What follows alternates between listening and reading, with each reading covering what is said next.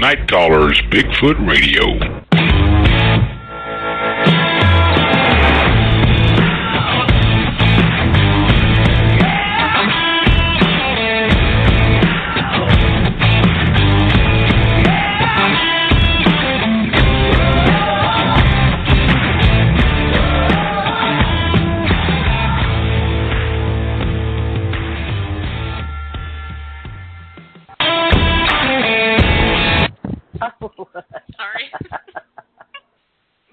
Hey, you know, we didn't decide who was going to open. So I'll hand it to you, or do you want me to? Go ahead. Welcome, everyone, to Night Caller's Bigfoot Radio. Today is September 17th, 2017. You're here tonight with Ricky and Lauren Smith and Laurie Hood. And we are back from our summer hiatus, and we are so excited to be back tonight. We have a great guest, and we're going to bring him on shortly. So I just want to say howdy, and Lauren, what you been up to all summer? Of course, I stay in touch with you, but I think people out there probably want to know what you've been up to this summer. Not a whole lot. We just staying busy, you know, being outside as much as possible. I can't believe the summer's already over and that it's fall. That's just weird. I don't know. And we're having a weird fall this year in Oklahoma. We're actually having a fall. It's September, and we've been having like 90-degree days here, and normally it's still 110 outside here. We don't get cold snaps until Halloween, and this year I've had to put jackets on my kids every morning, and it's weird for this area. So yeah, we've just tried to be outside and as much as possible. It was a beautiful summer, really a cool summer here. So it was great. What about you? Well, it's been an interesting summer. Of course, we had the solar eclipse. I don't know about our guest Scott. I might ask him, because I think he was right in the line of it, but I'll ask him when he comes on. But we had that, and then we had these hurricanes. You know, we had Hurricane Harvey, and I was trapped on Booger Hill for about a week. It rained so hard I couldn't get out, and so it was pretty. It was annoying more than anything, but you know, it wasn't as bad as what Houston and south of us got. It was much, much worse. And they're still trying to get back on their feet, so we're going to keep them in our prayers. I thought that I put a post up just kind of jokingly saying that all the Bigfoot, you know, we had all the wildfires in the west and hurricanes to the east and floods to the south, that all the Bigfoot can come and stay in my woods. And I really do think I've had an increase in activity, and I do truly believe that some of the more highly inhabited places like Sam Houston National Forest, the Big Thicket, all of that's been flooded. So where are they going to go? They're going to come my way, and I say, come on. I'm more than happy to accommodate you. We have thousands of miles of forest here, so come on.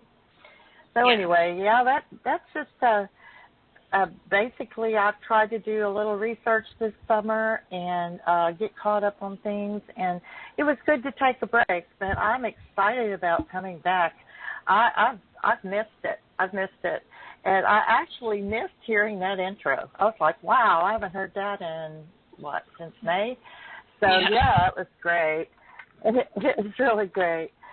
So, anyway, any late breaking news? I mean, No. anything? Nothing here.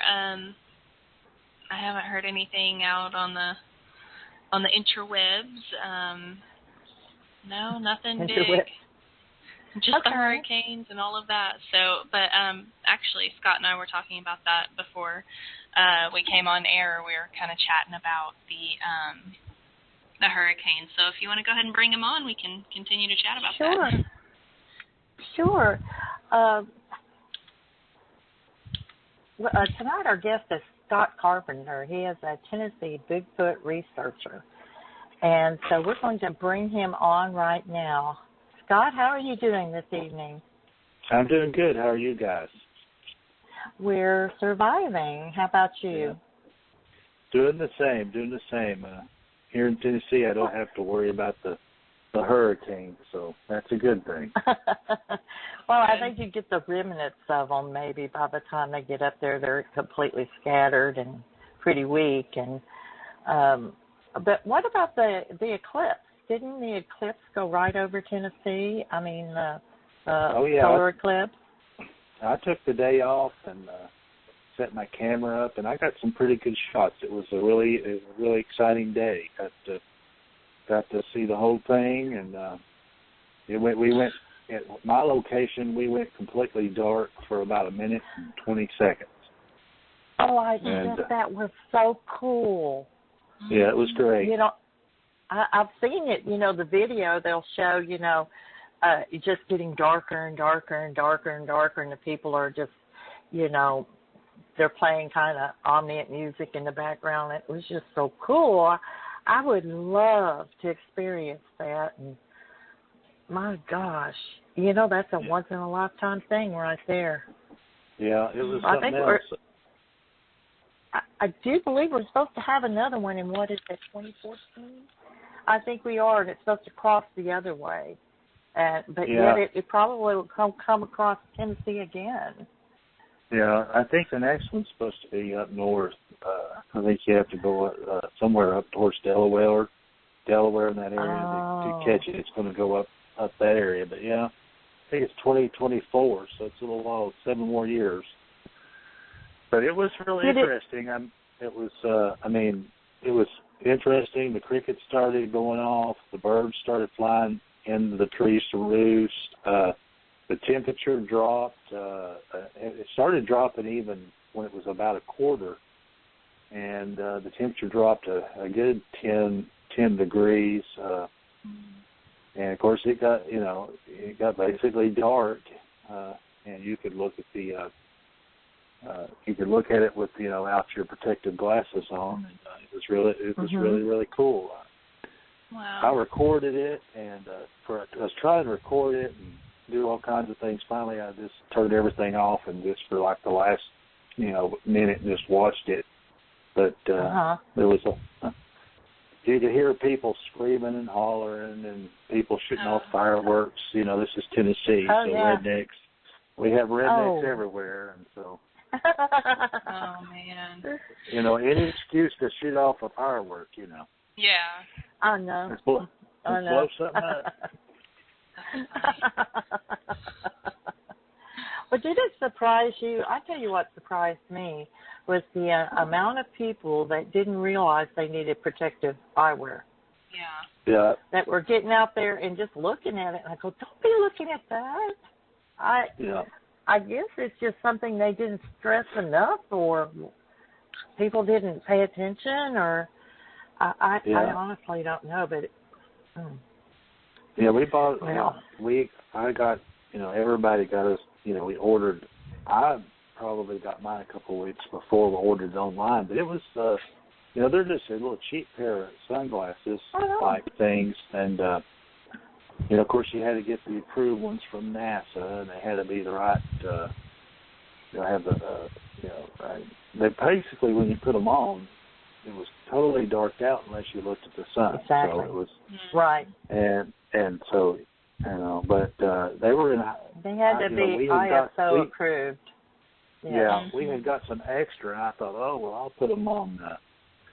What is that little site? one of those little selling sites in it. And I went out there. There was like hundreds of them. So, you know, if you really wanted to get a pair, you could get a pair. And right before, you know, the morning of, the price had dropped to, you know, $5 a pair. So it wasn't hard to. Oh, it was Let Go. That was a site, Let Go. So anyway, it was, you know, it wasn't hard to find a pair. And I just had my video camera, and I just took one of the pairs and cut the protective lens off and taped it to my video camera, and then that worked just fine. You know, for what I was going to do. Yeah, I didn't have, you know, I didn't have any special equipment, and I just had it on a tripod where I could keep it steady, and so I got most of it, you know, on video. And well, they were selling the glasses at Walmart for $1 a pair, so I bought like 25 pairs, and I just gave them out. But I was glad that I did because they were sold out. You could not find a pair of solar eclipse, even though it wasn't a complete solar eclipse where we were at. You could still get up there and look. It was like 75%. Yeah. So, well, this area here, since we were in the pathway of a total eclipse, you know, it was crazy. People are coming from all over the world. Down in Sweetwater, which is a town about 30 miles south of here, where they were going to have, you know, there was just going to be the complete one dead center, I think, 1 minute and 34 seconds. NASA had set up down there, was there a week before with all their equipment, and they had, you know, it was just hotels was outrageous. You couldn't get a hotel. You know, it was just, you know, place with, you know, all the way up and down this area where the path was all the hotels were booked. People were, you know, everywhere, literally everywhere. It was amazing the people where they came from. And like I said, had people from England, from Germany, from France, Spain, the Netherlands. I was trying to think. They had people, you know, from all over the country. You know, had you know, planned a whole trip to come here. The mountains were just unbelievably crowded. You know, a lot of people went up to Cades Cove and in the mountains to see it because it was, of course, higher and up there. So a lot of people were up there. The traffic was unbelievable. I mean, Interstate 75 was just packed, and it was crazy. Oh my gosh! But it was a once in a lifetime event. I think the last time they said they had a total solar eclipse was in the early 1900s. So if I'm remembering what they said, so it's something that you don't want to miss. Kind of like the Hale-Bopp comet when it came through. I really wanted to see that. And of course, that was everybody could see that. And anything that you had to drive to go see. Well, getting on with the interview, we had you on last season, I think a couple of times, but I would like you to just kind of refresh our listeners on your experience with Bigfoot, how it kind of all began, and then we'll move on to the next thing. Okay? Sure. Do you mind? All right. All right. No, I don't mind. I'll try to keep it really short and sweet. Okay. I basically had my first experience, what I consider to be, quote, Bigfoot, when I was a child, somewhere around 11, 12 years old. I had a couple of infants come up on the back porch of our house while my mother was taking out the trash. They looked in at me through the screen door, and of course, when my mom came back she had a trash can that had a heavy lid. She dropped the lid. They heard her. They ran off the back porch, and so that was my first experience. And of course, for several years, I didn't, not knowing really anything about Bigfoot. That experience stayed with me. I had nightmares. Never could figure out what I'd really seen. And then later in life, in my 20s, I finally saw some Bigfoot shows where they actually showed, sketches and eyewitnesses talking about what an infant looks like, and it finally, I kind of put two and two together. Oh, that's what I saw. And so that was my first experience. And then as an adult, about, I guess it's been 2009, so that would be, 8 years ago now, I had an experience where I had was fishing, was being silly, made some whoop calls on as I was fishing. I was off the land mass I was fishing was a 1,500-acre recreation area, and this Bigfoot or some, I say Bigfoot, but something very loud, very large came to investigate the whoops that I had made, and that and after that experience, I started, doing my own investigation, and it's kind of one thing led to another. I started having experiences. I joined North American Bigfoot Search. That led to participating in the Sasquatch genome study, and that led to, down the road to writing books, et cetera, et cetera, et cetera. So that's the short of it. How's that? It didn't take 30 minutes. That was wonderful.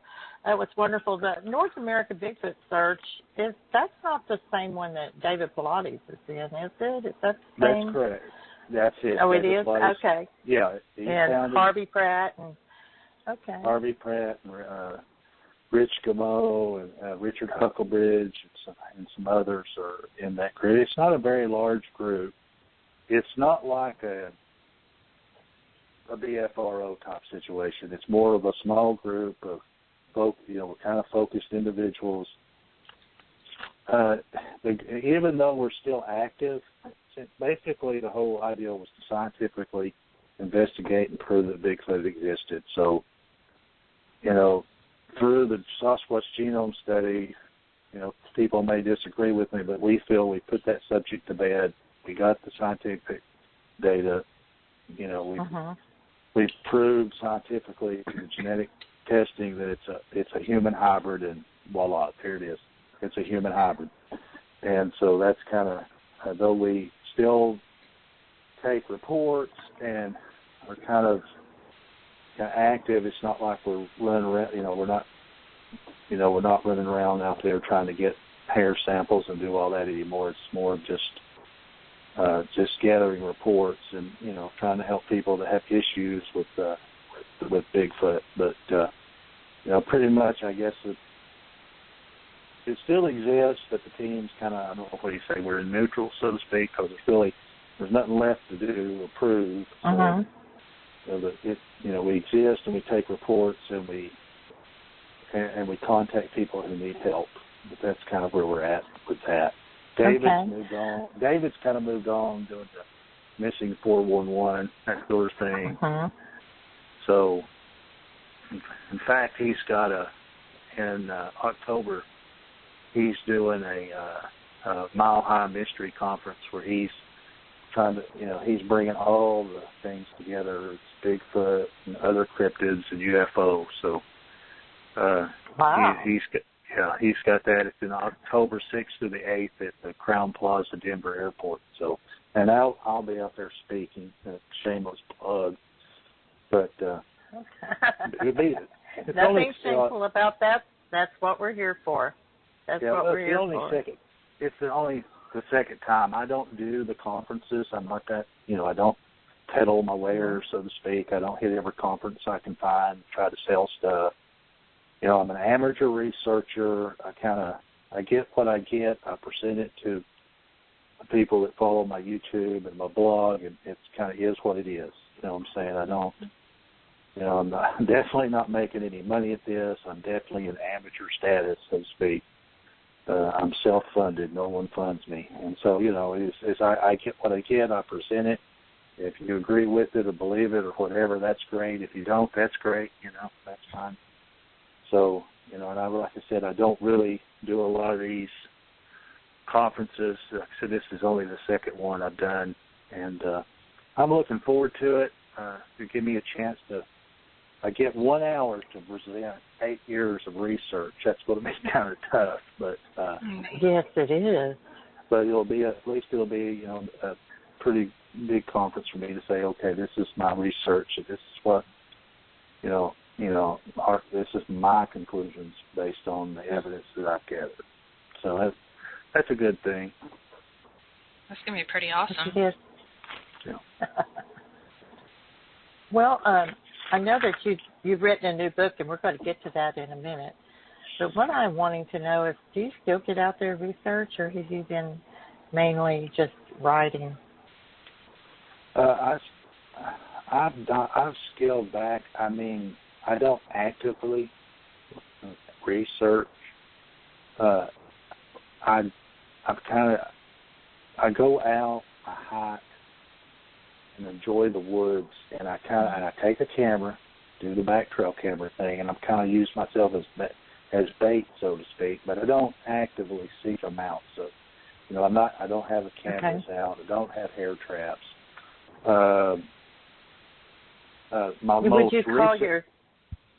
Would you call yourself an experiencer? You'll have to find an experiencer for me. Someone that is in it for the experience of interaction? No. I'm out of that. I don't want to experience them. I've seen enough that no, I don't want to experience them. No. It's hard to describe. I mean, I've had encounters, I had eye contact, based on what we're getting ready to get into in my book. I think I know what they are, and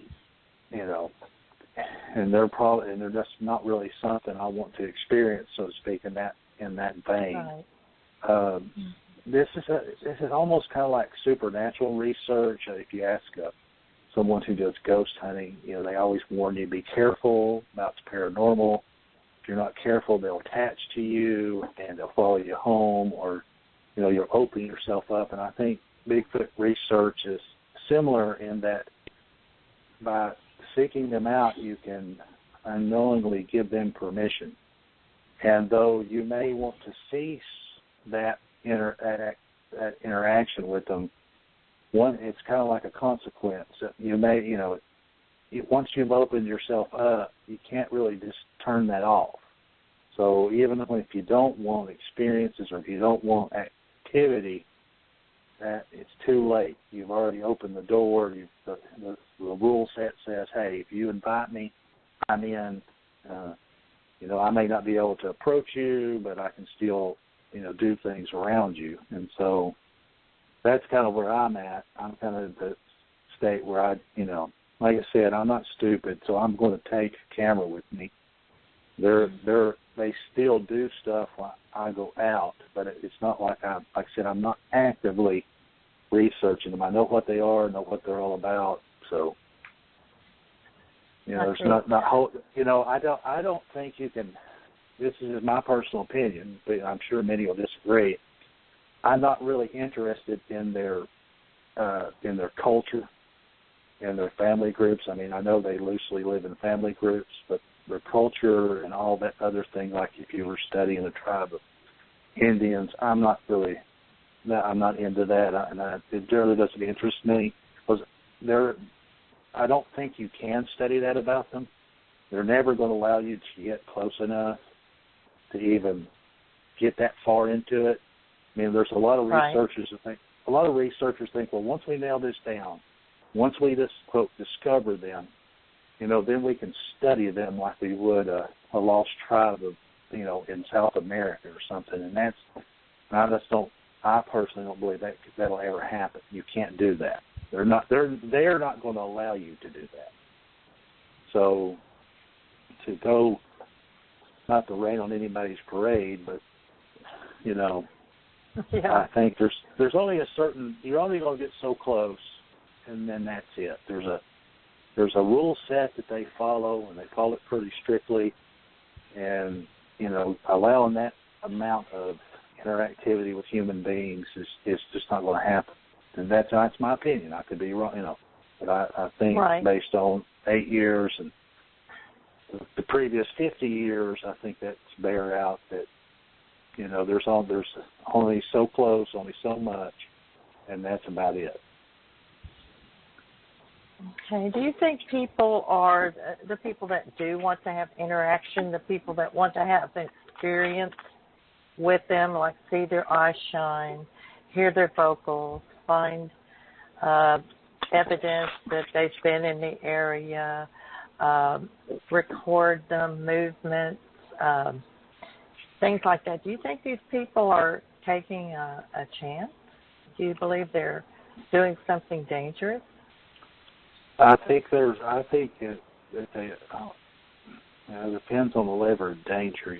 I don't think I think you're opening yourself up to activity that you may not want to experience. You may be opening yourself up to something you don't understand. And, there is a potential danger there. Not every Bigfoot is dangerous, but some are. And the problem is they don't have a tag around their, they're not wearing a tag that says, I'm the friendly one. You don't have a clue. Yes. Right. And in my experience and dealing with other people who have experiences, they tend to be a little bit dishonest, or they can mislead. They don't always tell the truth. They give conflicting answers. If you ask, habituators, I have contact with habituators that, are, and I believe them. They're honest, sincere people. Mind speak them, and I always ask them, all right, next time you mind speak one, ask them who they are, where they come from, and and I'll be honest with you, I've not got a consistent answer from one group to the other. We're the sons of Cain. Right. We're from the star people. We're your brothers. We're the forest keepers. I mean, the list goes on. And you think if they were all of a common ancestry, you think they'd all tell the same story. But, right. It's disturbing to me that I can't get a straight answer from them. And, I understand. Yes. And so and I've heard, there are the good stories. I've just recently I've watched an interview from a guy out west, talked about, involved a Dogman, and basically a guy was hiking. He literally comes 20 feet from a Bigfoot in a trail, and he's shocked. This Bigfoot's out in the open, and he says all of a sudden the Bigfoot puts his hand up to his lips, like be quiet. And then he motions for the guy to hide, and the Bigfoot ducks behind a tree. Well, the guy, jumps behind a tree. He's figuring I better follow what he's telling me. And he said about that time, off the side of a mountainside to the right comes a big commotion, and about a 12-foot Dogman literally comes off the mountain in full stride, runs between them, and then keeps on going off to the woods. And then the Bigfoot steps out and kind of nods to the guy and turns around and is gone. So in that case, he was helpful and friendly. And other people can tell stories about him rescuing people or leading them to safety. But I've also heard the other side, the not so good side, the women who have been, sexually assaulted or have been, the Bigfoot have exposed himself to women. So you know what I'm saying? There's a dangerous side to this, and of course the one thing we don't know is those that go, the ones who people are taken by Bigfoot. Well, we don't know if they were taken because they're not here to tell us they were. So to me, it's a risk. I mean, when you seek them out, you're taking a risk. But I will, and this is just my opinion based on my experience. The Bigfoot, UFOs, paranormal, supernatural, all this stuff, as I did my research, I started noticing commonalities and similarities, even though the three groups didn't want to talk to each other. As I researched each, and I actually had a paranormal person contact me and want to learn about Bigfoot. And as I talked to that person, it's like, well, heck, half the stuff you tell me Bigfoot does. So you have this commonality between the three. And so, and one of the things, if you reach out, if you seek them out, you are passively giving them permission. In other words, you are inviting them to attach to you, to interact with you. It's an invitation. In other words, you know, even if you don't mean to, it doesn't matter whether you mean to or not. The act of seeking them out gives them permission. And if they so choose, they can attach to you. And that's what I kind of warn people about. I said, once the Bigfoot have attached to you, so to speak, you know, it's all or nothing. There's no, well, they just need to leave me alone unless I'm out in the woods. But that's what people don't realize, is once they attach, then it's at your house, it's whenever you're on a picnic, it's when you're on vacation, you know, it's not when you so choose.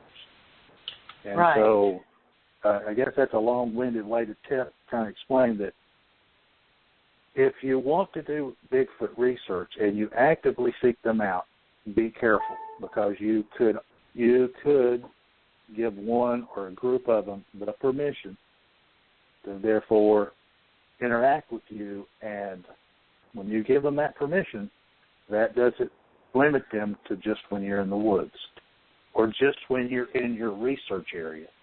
And so I find that's where people get in trouble or get upset, because they'll say, well, I don't want this thing to follow me home. I don't want this thing to look in my granddaughter's window. You know, I don't want this thing to steal my chickens and eat them.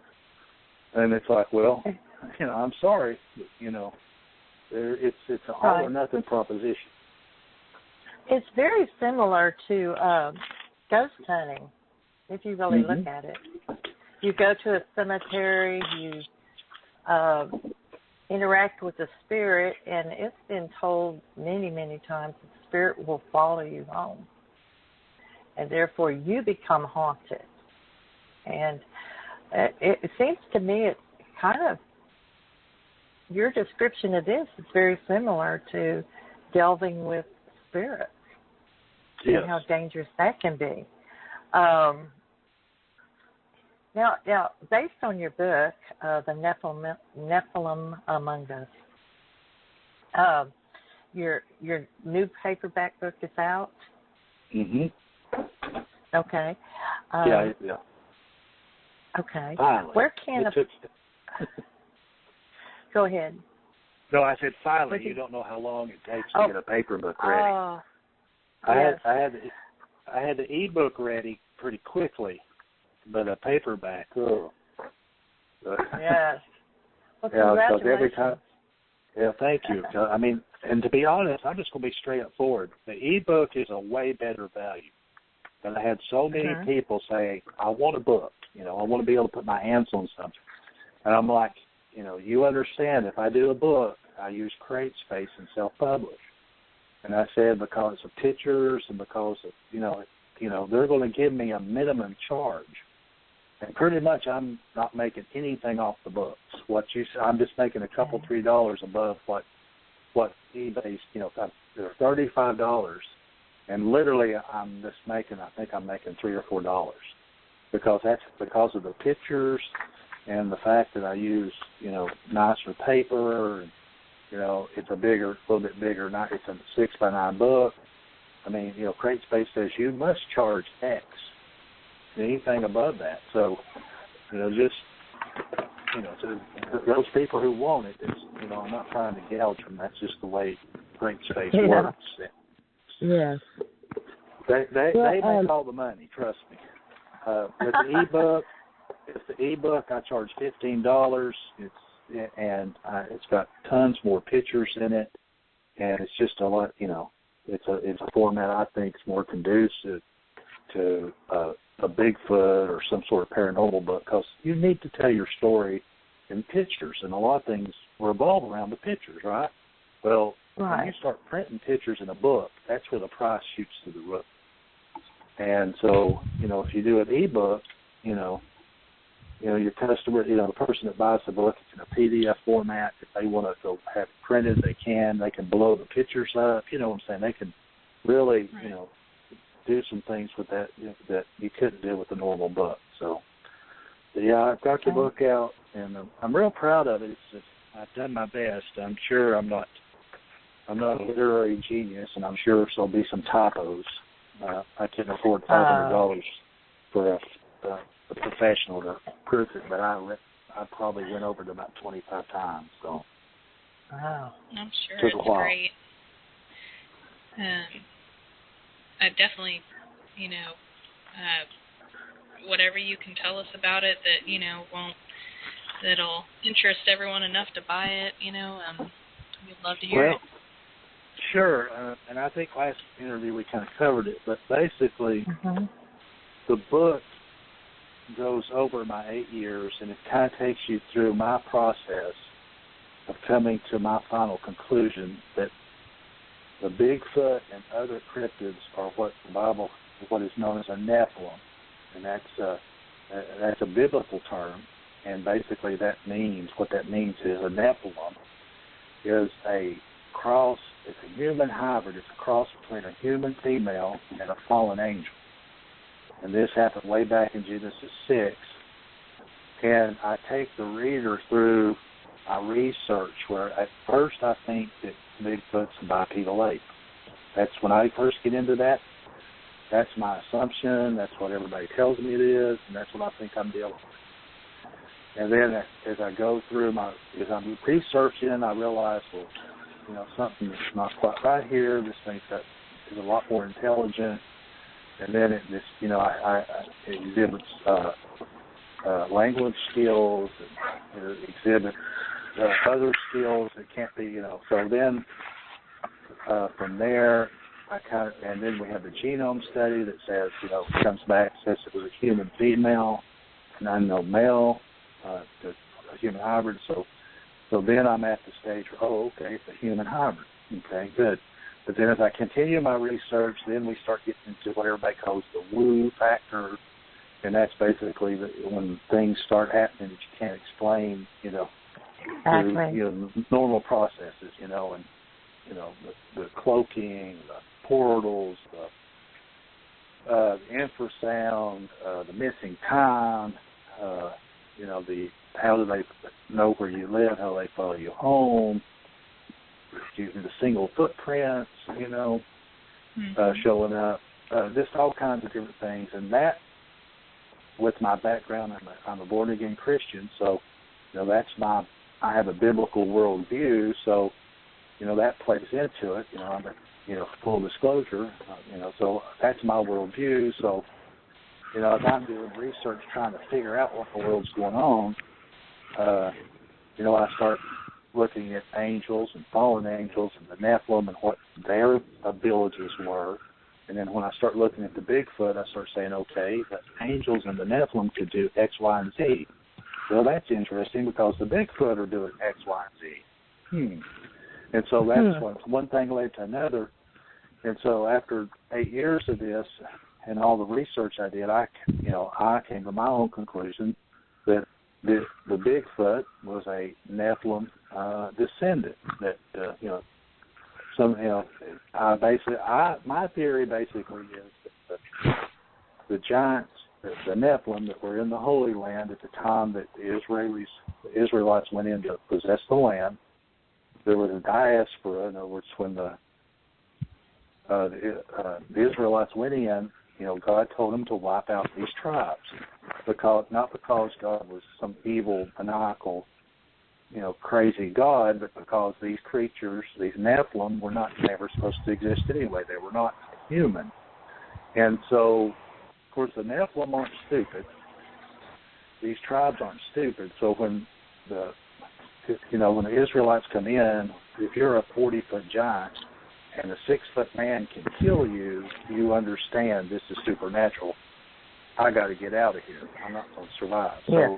So they take off to South and North America, and some flee to Europe.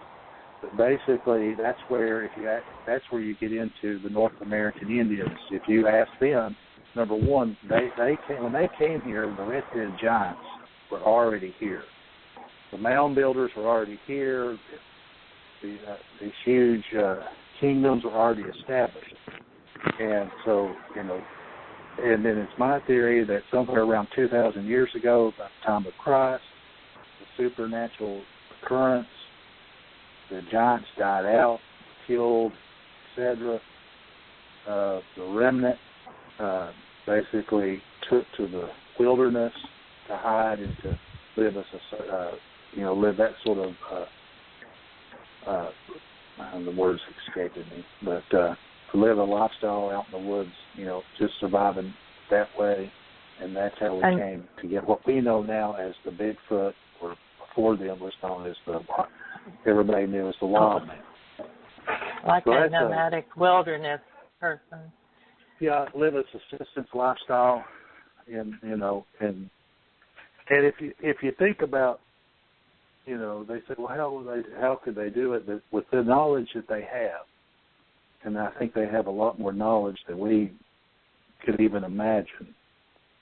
Living in the wilderness would not be that big a deal.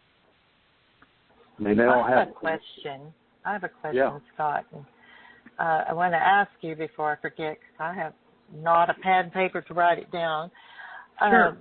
If their origins were evil, which if they were fallen angels, they most certainly were demonic, or their origins were evil. And if they have,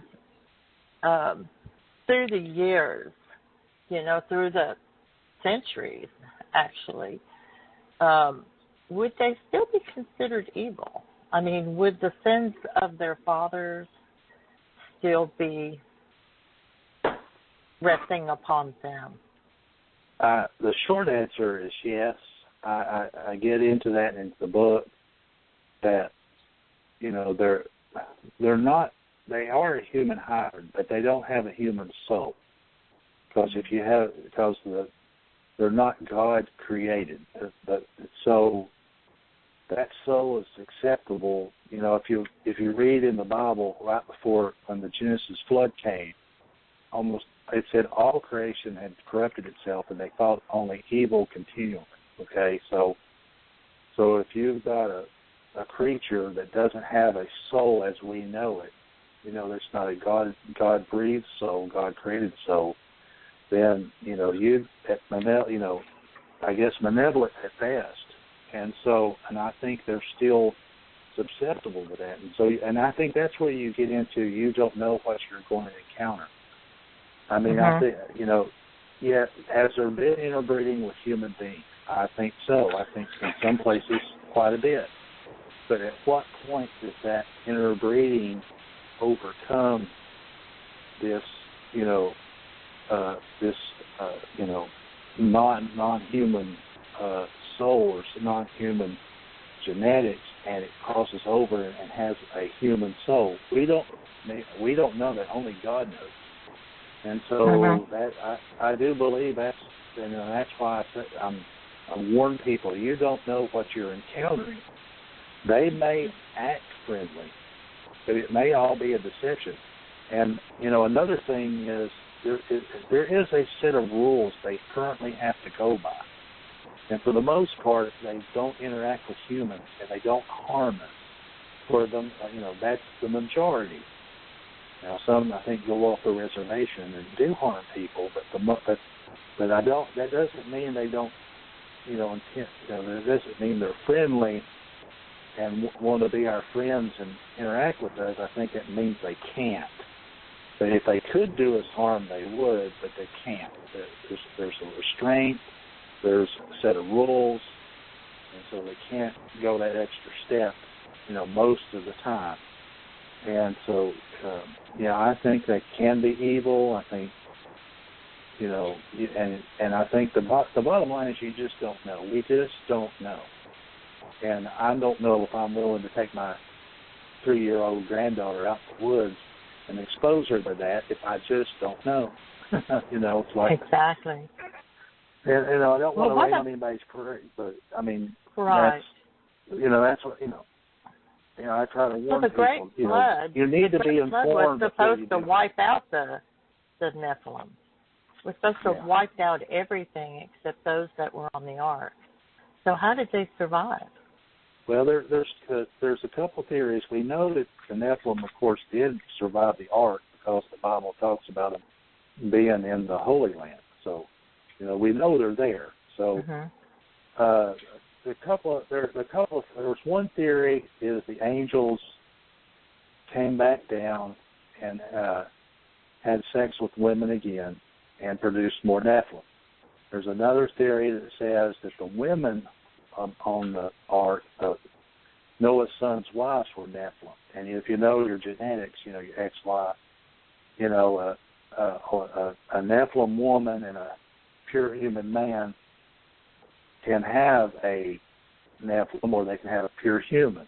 Okay, of course, and God is in control of what's going on here after the flood, so He could have supernaturally made sure that they had human offspring. But the Bible's pretty clear that Ham and his descendants, which populated Canaan, which is where the Nephilim came from. So obviously there was some, the Nephilim, sprung back up from the descendants of Ham. And there's also one more camp that believes that the fallen angels, practiced, genetic manipulation. Because, they would obviously know how to do it. And they were, if you read the book of Enoch, the original 200 watchers that committed this great sin of taking human women as wives, the punishment that they were given was horrendous. It was 7,000 years of complete, total sensory deprivation. And before that, they had to watch their children kill each other in the Nephilim Civil War. That's where you get the Battle of the Titans. And so, and Michael the Archangel, even Michael said, this punishment is, how could anybody even bear it? So a lot of people think their angels are not stupid enough to do it again through, sexual intercourse, direct copulation. So they're probably using genetic manipulation. So that's the ways they got through the flood. And then, of course, like I said, the Bible tells you, when they went in, the spies went in, and they said that as they were as grasshoppers in our sight, we were in theirs. And some of the names for all the, the Zebudites, the Canaanites, and the Hittites, some of these names, tell you about their physical characteristics. Some were long necked, some were giants, some of these things were half chimeras, they were half lion, half human, all kinds of craziness going on, even after the flood. So, that's how they got, in my opinion, that's how they got through the flood. And I think, to be honest with you, this genetic manipulation is still going on today, whether it's human, whether it's, what we want to call the shadow government or dark forces doing it, or still the fallen angels doing their work. I mean, when you start we get reports of all kinds of crazy chimeras, and if you'll look at ancient history, you'll see, Egypt shows a man's body with a wolf head, a man's body with an eagle head, half human, half lion, half horse, half human. And so, and then we get reports of goat men, dog men, moth men, reptilian-like creatures. So, I mean, it's not mainstream, so to speak, but, people sometimes will contact NABs because they don't know who else to call. Right, right. So it's, it's out there. Trust me, it gets, some of the reports get pretty crazy, and these are from reputable, just normal people.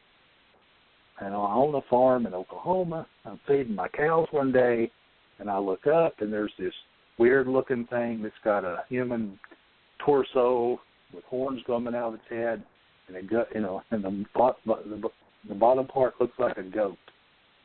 And they don't know what to do. Yeah, and the people go, that would scare me to death. Oh, yeah. no. Oh, my gosh. That was a long-winded answer. That's all right. You did answer the question very well. Thank you so much. Dogman. Yeah. That's such a terrifying subject for me. Werewolves, dogmen, anything like that. It just, it gives me nightmares. And and have you ever seen one? I have seen one eye to eye. One time.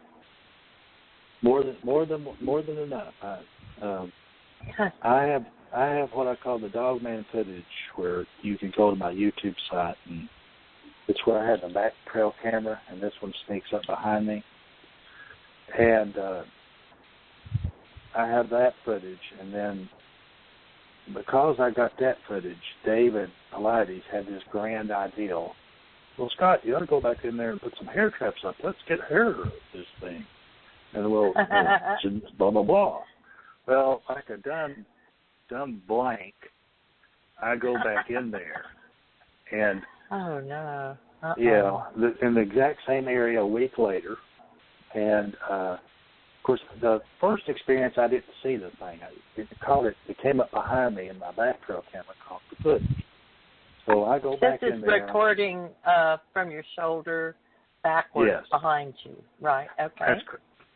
That's correct. I put a camera on my shoulder, I point it backwards, and I just let it run all the time. So I don't really know what I'm capturing. You just let it run, and then when you get back in from the field, of course, you have to review what you captured. And I recommend anybody that's going to research, that's what you do, because that's how you get. If you're going to get footage, that's how you're going to get it. And anyway, so I go back out a week later. I'm putting hot dog traps out. I'm putting bacon out, doing my little hair traps. And as I start to leave the area, movement catches my eye to my right. And I look over, and about 12 foot up in this tree is a Dogman. There's no other way to say it. And now this one was more of a German Shepherd looking type thing. I could only see it looked kind of weird because the brush in the area was really thick, and it was about, I'm 6'3", and it was like my nose and my eyes. I could just see over. And this thing had jumped up on a tree, probably 10. Looked like he jumped up on a tree to get above all this undercut brush, and he had, the best way to describe it, he had blocked his claws into the tree, and he was leaning backwards, looking over his right shoulder.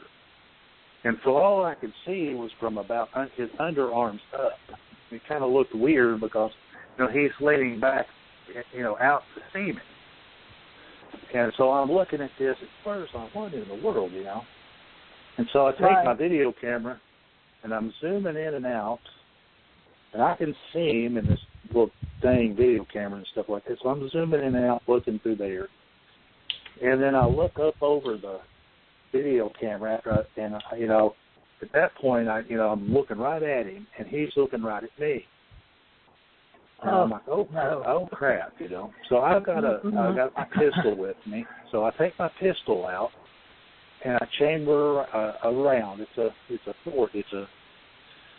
40 caliber, and it's a semi-automatic. So I chamber a round, and I let it go pretty, let it snap back. And when it snaps back, you've seen how a dog moves its ears towards sound. Right. Well, as soon as it snapped back and it made that loud sound, those ears and his head swiveled, and his eyes locked right on me. Just boom. Oh. And then I look up, and then at this moment, I'm looking where he's probably about 20 yards away, and we're making direct eye contact. And I'm frozen. I've got the gun in one hand, camera monopod in the other. He's staring at me, and I'm staring at him. And I'm going to tell you, that was the coldest, nastiest, dead look I've ever seen. I had made eye contact with a Bigfoot before, and at least with a Bigfoot, there was a consciousness there. There was a person there. You know, you could tell there was a person there. You know, when you make eye contact with someone, you know, there's information exchanged even though you don't say anything. This thing's eyes were as dead, cold. There was nothing. I sensed nothing. I mean, it was like I didn't matter. I was just a thing. And at this point, I'm thinking to myself, if he jumps off the tree, you know, runs at me on two, you know, center mass, just start squeezing it off till he gets to me. Hopefully, you know, it kills him. I don't know. At this point, How many rounds did you have? 9? Yeah, I had 9 rounds. It was 40. Okay. I don't know. You know, based on what other people have told me about these cryptids, unless you cut its head off or blow its brains out, you're not going to kill it anyway. So, but thankfully, you know, and I don't know what I was thinking. I don't think I was. I put my camera back up for a second, and I thought, and it hit me. I said, "What are you freaking doing, you fool?" And I called myself some other choice names. So I started backing out. And I just started backing up backwards. Now, he just sit there and watched me. He didn't jump off the tree. I figured he was going to jump off the tree and charge me, but he never did. And I wasn't about to shoot at him. I wasn't that stupid. But he just basically, as I backed out, and I kept my pace, you know, I backed out backwards. And I backed out, kept backing out. He just watched me as I left. And, of course, as soon as I got out of sight where I couldn't see anymore, I turned and took off running and scared the living daylights out of me. And he gave me the old follow you out real loud treatment. As I was leaving the area, he was following me. He was about 30, 40 yards to my backside on my blind side, making a lot of noise. And he followed me all the way out. He made sure I got the message. And so anyway, so that was my only eye-to-eye encounter with one, and I don't ever want to see one again. I wasn't really looking for this one. I was just stupid enough to go back out and put up hair traps. But, you know, if someone else wants to go research them, more power to you. But I just soon not see one again or not have an encounter with one. Gosh. You know, there's something about encountering an animal that has no, the best way to explain it is consciousness of, or I don't know how to explain it. It's kind of like being face-to-face with a shark. Yeah. It's that same, it's just pure animal. There is no, oh, gosh, no, sir. You know, I had a Dogman sighting. And if you don't mind, I'd like to share it with you. Sure, that'd be great. Well, we were visiting an area in Angelina National Forest, and there were several of us. We were there for a group outing. And it was during the afternoon, and when we arrived in this one area, there were some Forest Service people there working. I don't imagine they were working for the Forest Service, but they weren't employees of the Forest Service. They were rebuilding bridges and walkways and such like that. Well, we noticed that there was one young man there, and he was extremely upset. He was like, he was upset because apparently the foreman had dropped them off there, and then he was going to come back and get them. Well, he was upset because he was ready to go. And he seemed to be very afraid. He was very pale. He was sweating. He looked sick. And maybe he was just sick. But we just thought that was kind of strange because he seemed more afraid. So we continued past them and went on probably another half mile. We heard some strange owl calls. So all the men took off after the owl calls, and the two women, which is me and my friend, we just stayed right there. And anyway, she kind of went off in one direction, and I had a camera, full charge. Well, I heard the men, and they were way off to the right. I heard these, the little birds, the little chickadees, you know how they'll alert a predator? And, and so they were literally chasing something through the woods, and I could just hear it approaching from the left, and it was kind of like these guys were chasing something right out in front of me, basically. That's what I thought. So anyway, so I got my camera ready. Well, it kept dying, and it completely lost all battery. And I would turn it on, and it would come on for just a second, and then it would shut back off. And I knew it was fixing to come out just any second. There was a clearing. And I was just waiting for it to come out, and I wanted to get that shot. I was down behind a log. I was completely hid and everything, and I was waiting for that shot. Well, when it came out, it wasn't a Bigfoot. When it came out, there was a clearing, but yet half of its body was obscured by undergrowth. So the top part of its body, all I saw was a profile of it from the bottom of the rib cage up. It was walking on two legs like a Bigfoot. It was completely black. It had its arms straight down to its side. It had the weirdest head, but it had a long snout, but it didn't have ears that I can recall. I don't remember seeing the ears, and maybe it's just because I was focused on the snout. And he just walked right through that clearing, and I didn't see him for maybe 5 seconds as he walked through that clearing. And then I saw him again briefly for maybe 2 seconds when he came through another clearing, and he never even knew I was there. But I was completely, I don't know what it was. I still don't, I wonder if it was a snouted Bigfoot, because, you hear about those. Some of them have, like, the baboon faces. I kind of think that's what it was. But the way he was walking, he's walking real straight, almost like a statue.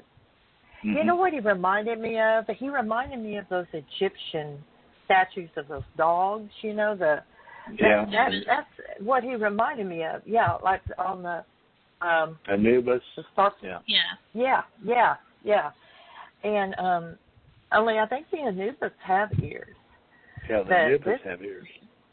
Yeah, this thing did not appear to have ears, and that it was just like I didn't even want to tell anybody because it didn't fit in even though north of there, near Lake Caddo Lake, there were reports of snouted Bigfoot. So it is highly in the realm of possibility that was a snouted Bigfoot. But most people ran off with it saying it was a Dogman. Well, then later that night, we were doing calls from our camp, and we got a response back that was a howl, and it sounded just like, the coyotes down here in Texas are just kind of yip, yip, yip, yip, yip, and then a regular howl. They don't have this kind of a howl. This kind of a howl was more like the desert in Arizona. It was more like it was almost so crisp and loud, I wondered if it was not a recording that somebody was playing. I don't know if we were being hoaxed. I don't know. But it was very strange. I stood back and I said, what in the world was that? And it was very loud, very close.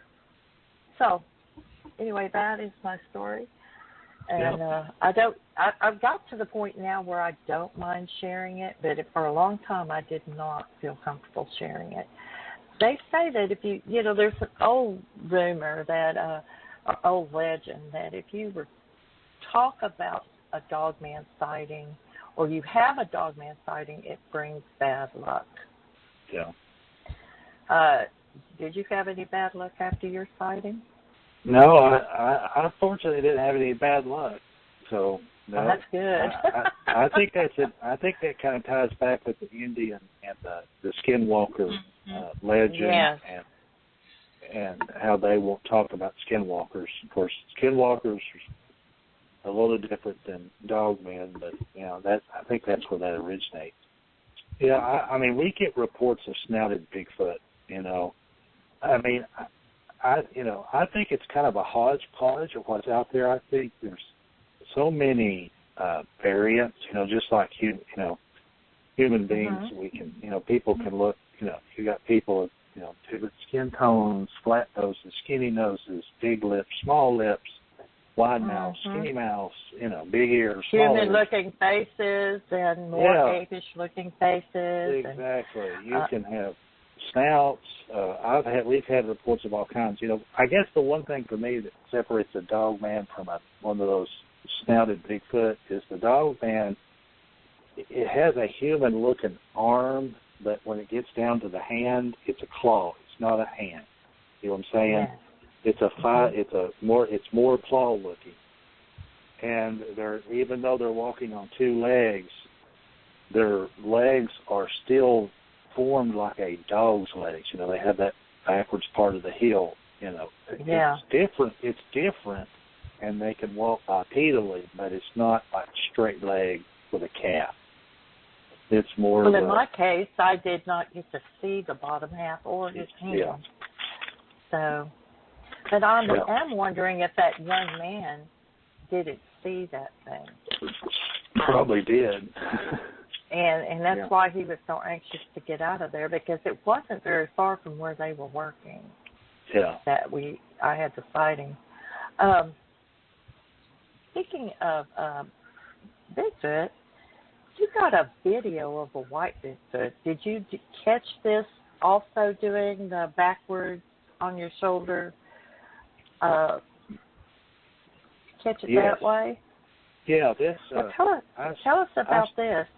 Sure. I started a project, did a video of, I've got hundreds of hours of video that I've really never even watched. Because when we go out in the field, I have one camera on a monopod, and then I have a back trail camera, and if I go out for 3 or 4 hours, that's 8 hours worth of video. Oh, and yeah. So who's got time to look at all that? Oh, yeah. I've got a laundry basket full of DVDs. So I started this project where when I have the spare time, I'm literally taking these old videos from 2009, 10, 11, and I'm going back and reviewing. And this is just one of those gems I didn't realize I had. And then my son was with me, and we were on top of a mountain. I have discovered an area where this white Bigfoot apparently lives. And then below him, a gray Bigfoot lives, but it's in the same mountain, on the same ridge line, so to speak. Probably each one seems to appear, or make their presence known in a certain area. And basically, we had gone up and talked. We just, we ate lunch up on top. We're talking, and we just say it's time to go home. So my son gets in front of me, and we're walking back down the trail. And, of course, the camera's on my shoulder, and it's only a few frames, but this son of a gun, as we're going down the hill, he comes up, and you can plainly see him. He comes to, he kind of stays low, but he comes to some brush, and even though I am behind, he's behind me, my head is turned, he is extremely cautious, and he basically, you can see him come, he gets a little closer, and when he gets behind some foliage, he just goes straight down. You can just watch him go down, and I probably got 15, 20 frames of him, coming up. You never really see much more than his head and the top of his shoulders, and he's completely white, Now his skin is gray. Even though this is a high-def camera, of course, I'm walking and it's shaking, you know. Yeah. And so the combination of me moving and him moving, but there are some pretty decent frames in this. I mean, the movement, there's no doubt, you know, it's a lot Bigfoot needs, but he comes up behind me and he squats down behind some foliage. Now, I've had some, you know how the naysayers, well, it's something what, we don't know what it is. I'm like, okay, whatever. It's Casper, the friendly ghost. It's Casper, the friendly ghost on the Great Smoky Mountains. It has a head twice the size of mine. But his skin is gray. He has gray skin, so, you know, but he's very, it's weird how he has his hair, because it almost looks like a Trojan helmet. You know what I'm saying? The way he's got his hair down. Yeah. He's got his hair, he's got a tuft of hair that comes down between his eyes and covers his nose, but then he's cut the hair back off in front of his eyes, and so it looks like he has like a Trojan, like a helmet on. Of course, it's white, right. It's not, but it's just the way he looks. But yeah, that was captured in 2000. I think it's 2011.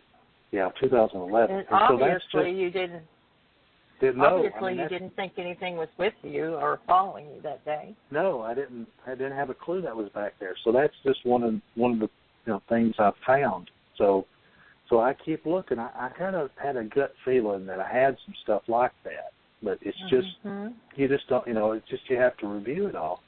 So I'm scattered around my little work area. I've got the stacks of DVDs and so I'm just going back through them one by one and seeing what I got. I may, who knows? I may have the money shot. I don't know. You might. Yeah. Well, I have a friend that does the same thing with his thermal. He'll set his thermal up and run it all night long, and he doesn't take that. He's got hours and hours and hours and hours of thermal footage. And he hasn't even looked at it. There is no telling what he might have. Yeah. It's the same way with me. I have hours of recordings. Back when I was using a cassette recorder, it was easy to check those tapes. But now that I've got a digital, we're looking at 16 hours. Mm-hmm. And who's got time to listen to all of that? I don't. Yeah, that's the problem, with the amateur research is a lot of people think, well, you go out in the woods, you're going to get, no, it's what you go out and do in the woods is a small part of it. You know what I'm saying? I mean, it's work, and it's a lot of work to review all that footage. It is. And if you're like the rest of us, we're all working class people. Yeah, I mean, I might have families. Yeah, I mean, I might get a couple hours a week to go back and look at these in my spare time, and that's about the best you can do. Well, I'm very impressed with you. You've done all of this and have written a book. Mm-hmm. I'm telling you that, and you have a blog spot, don't you? Do you have a Bigfoot Field Journal blog spot? Yeah, all of these links, by the way, folks, is on the Blog Talk Radio site, on our site for Scott Carpenter. It's also on our Facebook page. All the links are included of all the places that we're talking about right now. We have Dogman Monsters Are Real blog spot, Bigfoot Journal, Field Journal blog spot on his new book, The Nephilim Among Us, and also the new video of the White Bigfoot is also there. But go ahead, Scott. I didn't mean to interrupt. No, you're fine. I found Blogspot was the easiest way to create and put my stuff out there. I mean, back when I first started this, a fellow named Chuck Peral, who's now deceased, who used to do... Oh, yes. Bigfoot Tonight. Yeah, you remember Chuck. He was in a wheelchair. Yes. He kind of befriended me and kind of brought me into this Bigfoot world as far as the politics of it, all this craziness. But one thing one of the little promises I made to him, I said, look, if I ever get anything, I'm going to post it. I'm not going to hide it. I'm not going to put it behind a paywall. I'm not going to, if I get video, I'm putting it up. And, a lot of people get upset with me because I've done that. A lot of people say, well, you claim it's a Bigfoot. Well, you can't prove it. And I said, well, no, you can't prove it. Is it? And I just, that's right. I just put it out there, and, if you want to claim it's paraability, if you want to claim it's a man in a suit, that's fine. Claim whatever you want to claim. I basically get what I get. I post it to give you my opinion and, let the chips fall where they may. And so that's kind of why I have all these different, I have a Bigfoot blog, and then I have a Dogman blog, because at the time I wasn't looking for Dogman, but he showed up, which is usually what happens, You go Bigfoot research, and then all this other crap shows up. UFOs show up, ghosts show up, aliens show up, Dogman shows up. Mm-hmm. And back then it was not, it's in vogue. Dogman's in vogue now. Everybody's losing their mind over Dogman, but back in 2009 and 10, you didn't talk about Dogman. No, we don't talk about Dogman. Oof. Exactly. And that's why I didn't want to talk about it either. That was about the time that I had that sighting. Yeah, and we had the DNA study going on there. Like, you can't talk about Dogman while the DNA study's going on. Everybody think we're crazy.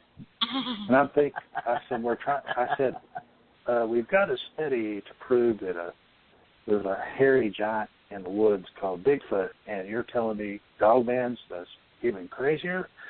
So anyway, so I actually just created a blog to stick all my Dogman stuff on, because there were some people that were interested. So I had to segregate the Dogman from the Bigfoot back then. It was funny. It was kind of funny.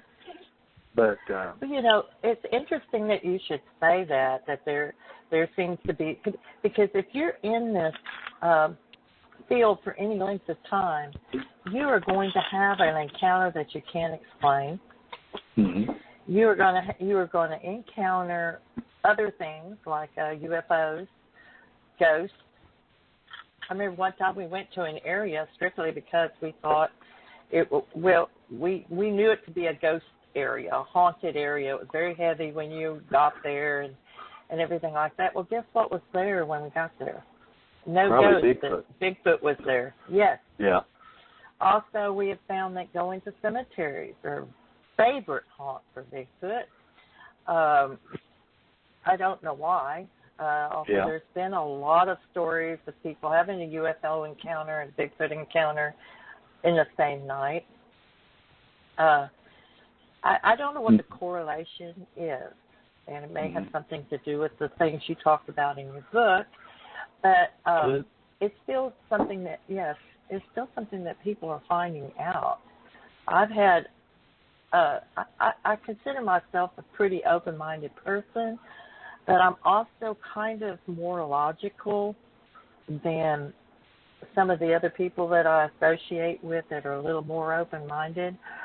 And so they will say, when we have these experiences, they'll sit there and go, see what I was telling you? And I'll be like, I'm not buying it. Mm-hmm. We saw this, but I guess I have seen ghosts. I've actually seen ghosts before when I was younger, and so it's not like I don't believe in a lot of things, or I'm not that narrow-minded. But there are some experiences that I've had with other people where we've all witnessed something very strange. And it's not something that I'm going to get on the air and say, this happened.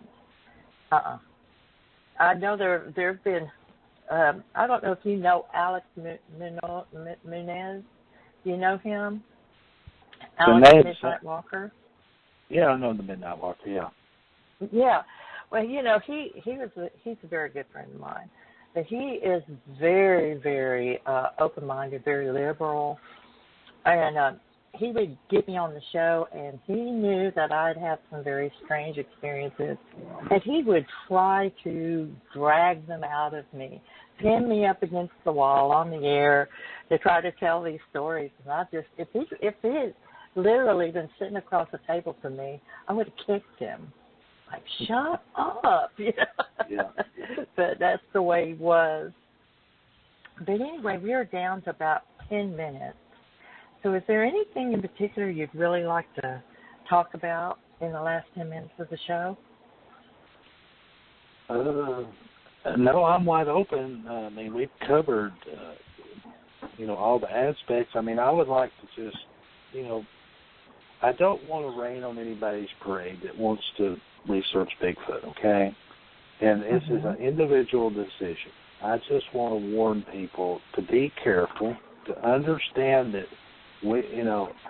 the quote experts don't know what we're dealing with. So, before you go out there. And there's lots of experts out there, folks. Yeah, I don't think there's any experts, because an expert means you know everything there is to know. So there's nothing else to learn. So-called experts, I should have said. Yeah, we all know that's not true. Yeah. So, if you become an expert, then you close your mind and stop learning. But, the bottom line for me is, know what you're getting into. This is, in my humble opinion, this is not a recreational activity. This is not something you grab the kids and let's go Bigfoot this weekend. Okay? There are potential dangers. There are unintended consequences. And before you go do this, kind of do a little bit of research. Make sure that you want to expose yourself and your family possibly to this stuff, because it's not all warm and fuzzy. There are unintended consequences. There are things that happen that aren't pleasant, and there are bad things that happen, because I get the phone calls, and I have to deal with people who are not having pleasant experiences. So, that if I had one thing to say, that's it. Not, make up your own mind, but at least do your research. Don't, find a Bigfoot for all craziness and idiots that they are, bless their hearts. Yes. They made it mainstream, but they made it sound like they're just big lovable fuzzballs. They don't harm anybody. They're the keepers of the forest. And I can tell you, Cliff and Bobo don't believe that. Okay, but they're kind of stuck between a rock and a hard place. So, but that's my. If I had to leave the people with, please be careful. Please understand that this is not just, some fun activity like fishing, okay? There are dangers involved. These things are real, We're not just, people are listening to this, let's get into this, blah, blah. This is something that's real. These things exist, and there are consequences if you interact with them. So, and you may not some will even call it a hobby. And I don't know, I think it's a little more serious than a hobby, because it's kind of like, I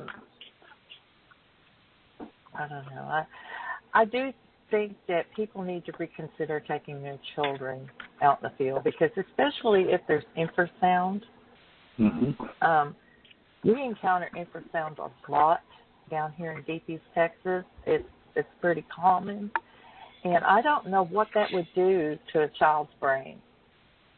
You've got a very, very young child exposed to that. It has its effects on adults. Can you imagine what it's doing to a child? Exactly. Not only that, but it could be a very treacherous situation where you're attacked. Or even have a sighting. How traumatic would that be for a child? It's traumatic enough for an adult to see one the first time. And then, that. You were a child.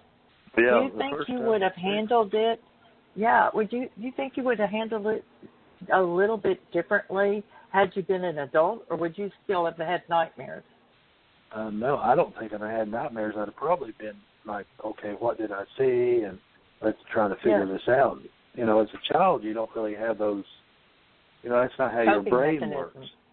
Yeah, yes, so you just... that's exactly right.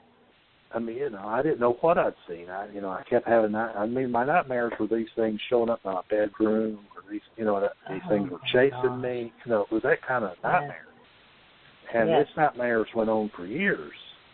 So, it was bad. You probably really needed like a therapy, or at least probably. somebody you could talk to about that could have talked to you and told you, to the best of their knowledge what it was, that it wouldn't harm you, and that it was just a very unique experience to actually see one and everything. But a lot of children see them and don't know what they are. Yeah, I mean, there are children that play with them as playmates in certain situations, but that's not as traumatic. But that's scary in my opinion. But yeah. Because you just don't know, and I mean that's the thing. We don't know. No one's ever been able to sit down with one and ask you questions. No. And so we don't know. And then as far as and I know we're just about to run out of time. We have like 4 minutes, but I just wanted to say on the mind speak. Oh yeah. I do believe that people may be able to communicate with them, but how do you know you're not speaking with a liar? Exactly. And to go back to children, what if they try to mind speak your children? Oh, yeah. What? Yeah, I mean, how could children that are really way more open.